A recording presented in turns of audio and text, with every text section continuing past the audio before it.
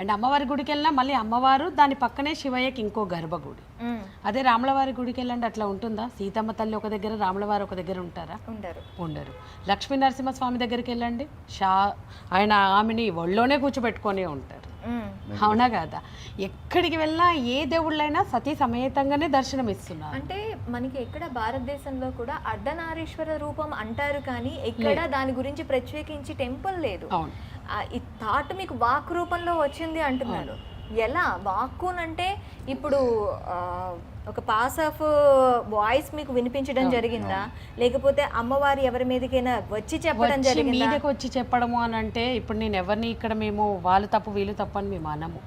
Like బయట మనం చూస్తూ ఉంటాము, వాళ్ళకి వంటి మీదకి అమ్మవారు వచ్చి ఇది చెప్పడం అది చెప్పడం, మాకు అట్లాంటివి ఏమీ లేవమ్మా. జస్ట్ ఒక వాయిస్ మాకు వినిపిస్తుంది అంతే, దట్ ఈ కార్యం ఈ విధంగా చెయ్యాలి. ఎక్కడి నుంచి వినిపిస్తుంది? నా నోట్లో నుంచి వాక్ అనేది వినిపించడం జరిగింది. సో దాన్ని అనుసరించి ఏమి గుడ్డిగా నమ్మేసి మేము ఏం